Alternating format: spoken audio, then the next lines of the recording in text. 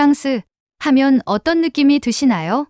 저는 다양하고 고급스러운 음식, 문화의 중심, 살기 좋은 선진국이라는 생각이 드네요. 하지만 오늘 사연의 주인공은 한식에 빠져 한국에 방문했다가 살기 좋은 한국을 경험하고 놀랐다고 하는데요. 프랑스에 살던 여대생이 대체 한국에서 어떤 경험을 했던 걸까요? 안녕하세요. 전 세계인이 경험한 다양한 한국의 모습을 보여드리는 감동 주파수입니다. 감동 주파수의 영상은 다양한 해외 커뮤니티와 감동 주파수 메일로 전달주신 사연을 각색해서 제작하고 있습니다. 혼자 알고 있기 아쉬운 감동적인 사연이 있으시다면 감동 주파수 메일로 제보해주세요. 오늘 사연은 프랑스인 데브라 씨의 사연입니다. 사연자를 대신해서 읽어드리도록 하겠습니다. 제가 경험했던 한국의 놀라운 부분에 대해서 이야기해보려고 합니다. 제 한국에 대한 관심은 음식으로부터 시작됐습니다. 그게 무슨 말이냐고요? 여러분들도 잘 아시겠지만 프랑스는 요리로 아주 유명한 나라죠. 프랑스 요리가 유명한 것만큼 우리나라 사람들은 요리에 대한 자부심이 강합니다. 여러분이 아실지 모르겠지만 2012년 하계올림픽 개최지를 선정하던 당시 대통령이 핀란드 요리는 영국 요리보다 맛없다고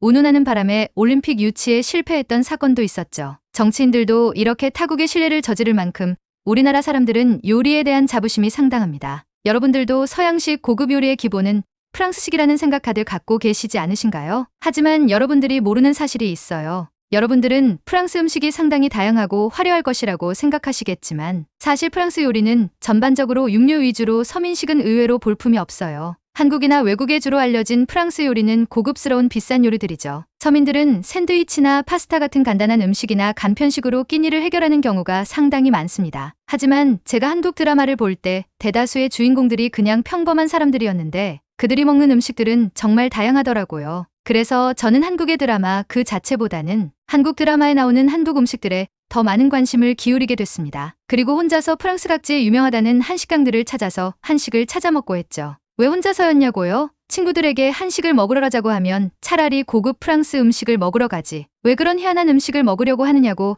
저에게 타박을 주기 일쑤였죠. 몇 년 전에 한 한국 드라마를 본 적이 있습니다. 법조계에 관련된 이야기였는데 여러 가지 인상 깊은 장면들이 많았지만 저는 드라마 안의 경찰과 기자가 저녁에 함께 곰탕과 소주를 마시면서 이야기를 나누는 장면이 아주 인상 깊었는데요. 다른 게 아니라 곰탕이 너무 맛있어 보였기 때문이죠. 저는 곰탕이라는 음식을 너무 먹어보고 싶었습니다. 하지만 제가 사는 지역 근처에는 곰탕을 먹을 수 있는 곳이 없더라고요. 저는 진지하게 미국까지 가서 곰탕을 먹고 올까 하는 생각을 했습니다. 뉴욕에 유명한 곰탕집이 있다고 SNS에서 봤거든요. 그렇게 저는 친구와 함께 미국 여행을 가야 하나 하고 고민을 하고 있었습니다. 내 온전히 곰탕을 위해서요. 그러던 어느 날 저에게 곰탕을 먹어볼 수 있는 기회가 생겼습니다. 교수로 재직 중인 저희 아버지가 한국에서 열리는 컨퍼런스에 참여하게 됐는데 저에게 함께 갈 의향이 있냐고 물어보셨기 때문이죠. 저는 당연히 가겠다고 아버지에게 말씀드렸고 그렇게 저는 아버지와 함께 한국에 도착하게 됐습니다. 사실 저는 한국에 대해서 큰 관심은 없었습니다. 그냥 한국은 서민들도 정말 다양한 음식을 먹으면서 지내는 나라이구나 정도였죠. 그리고 제가 프랑스에서 먹었던 한식들은 전부 제 입맛에 맞아서 저는 한국 이퀄 맛의 나라 정도로 생각하고 있었어요. 특히 프랑스에는 잘 찾아보기 힘든 매운 음식들이 많아서 좋았죠. 그리고 한국 드라마는 종종 시청했기 때문에 한국에 대해서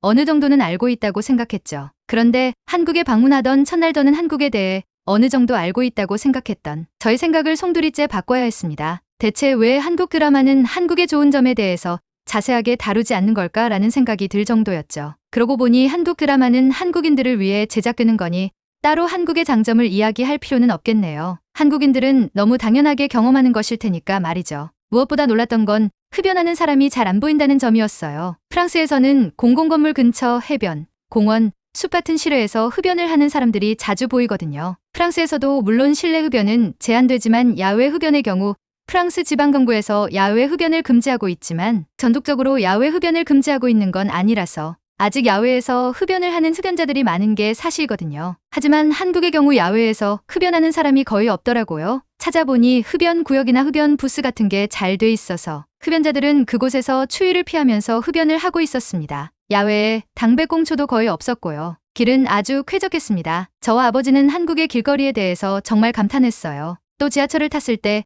저와 아버지는 정말 감탄했습니다. 한국의 지하철 안에서는 서 있는 상태에서 휴대폰을 보는 사람들이 많더라고요. 그만큼 지하철 운전이 상당히 부드러웠습니다. 파리의 경우 터널의 급커브 및 급경사 빈도가 작고 그 정도가 심해서 손잡이를 잡지 않고 서서 가는 건 불가능에 가까운 일인데 한국은 무인운전인지 사람이 운전하는 건지 급정차나 급출발 없이 아주 부드럽게 운전을 해서 지하철을 타는 게 너무 편리했습니다.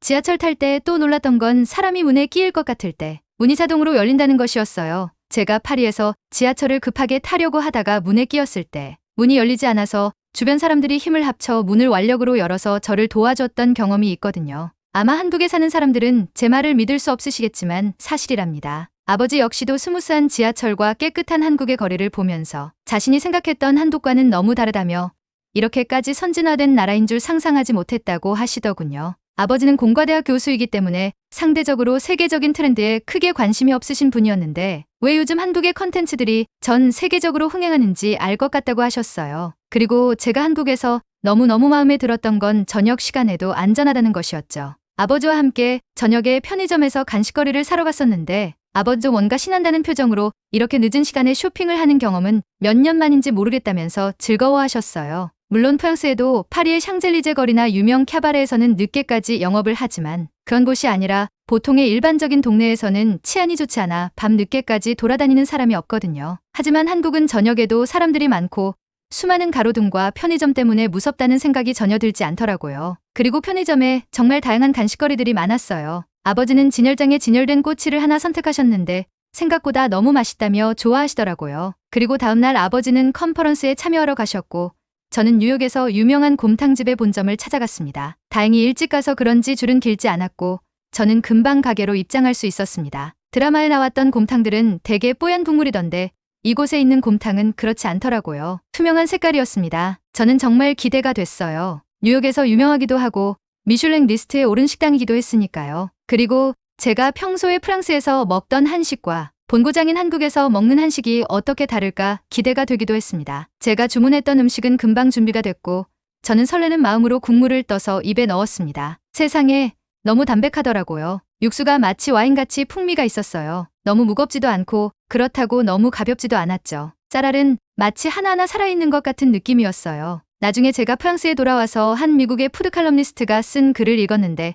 정말 공감이 가더라고요. 국물의 연한 황금빛 컬러는 밀맥주를 연상시킨다. 이 국물은 다양한 음식의 풍미를 담고 있다. 그리고 이 곰탕이 조심스럽게 균형이 잘 잡혀 있다고 언급했는데 정말 그랬어요. 한 입을 먹는 순간부터 마지막 한 입까지 속이 전혀 더부룩하지 않았거든요. 곰탕이 고급 음식은 아니라고 하던데 한국에는 비싼 돈을 내지 않아도 이런 음식을 자주 접할 수 있다는 게 너무 부러웠어요. 프랑스는 음식으로 유명하지만 그 음식들 모두 주로 상류층이 접할 수 있는 음식이거든요. 보통 사람들은 그냥 샌드위치와 같은 간편식으로 식사를 먹어야 하기 때문에 이런 식으로 정성과 건강함이 담긴 음식을 접하는 건 쉽지 않기 때문이에요. 저는 이날 이 곰탕을 먹고 출국하기 전에 다시 한번 아버지와 함께 방문했습니다. 아버지 역시도 정말 맛있게 국물까지 다 드셨어요. 아버지에게는 딱히 이 식당에 대해서 자세히 말씀드리지도 않았는데 아버지는 이 정도 마시면 미슐랭 스타가 있을 법도 한 맛이라고 이야기하셔서 너무 놀랐어요. 다른 게 아니라 아버지도 컨퍼런스 도중에 식사를 할 때 유명한 미슐랭 식당에 가서 식사를 하셨다고 하더라고요. 사실 저희 아버지는 프랑스 음식에 대한 자부심이 상당히 강한 편이셔서 한국 여행 오기 전만 해도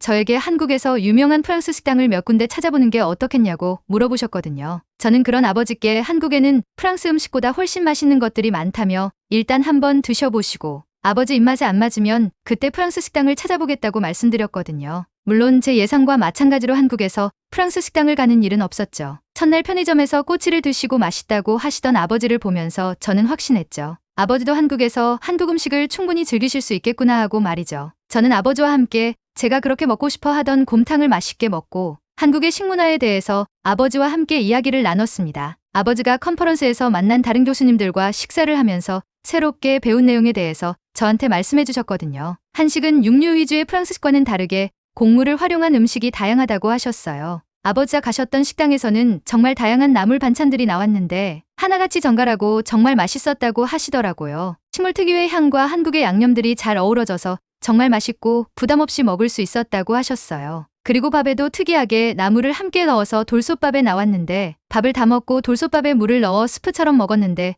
그게 너무 인상 깊었다고 하시더라고요. 아버지와 함께 식사한 한두 교수님은 양념과 발효된 장에 영양학적 과학성이 담겨 있다고 설명해 주셨다고 하는데요. 된장, 고추장과 같은 한식에 자주 사용되는 양념들은 전부 발효식품이기 때문에 건강학적으로도 굉장히 좋은 식품이라고 하더라고요. 아버지는 그래서 한국 사람들이 그렇게 어려 보이는 게 아닐까 하고 저에게 물어보시더라고요. 이번 컨퍼런스에서 만난 다른 한국 교수들도 아버지와 비슷한 또래였는데 외양으로만 봤을 때는 아버지보다 10살은 어려 보였다고 그러시더라고요. 저는 웃으면서 아버지에게 아버지도 앞으로 한식을 자주 드시면 10년 뒤에는 어려 보인다는 말 들으실 수 있을 거예요 하고 답변해드렸죠. 저 역시도 한식을 자주 찾아 먹으면서 느꼈던 건데 조리법이 정말 다양한 것 같아요. 구워 먹고, 쪄 먹고, 날 것으로도 먹고, 소금에 절여 먹기도 하고요. 그리고 그래서 그런지 정말 다양한 맛이 공존하는 것 같아요. 아버지는 프랑스 음식을 정말 좋아하시고 프랑스 음식에 자부심을 상당히 느끼시는 분인데 한국 음식에 대해서 인정하는 걸 보면서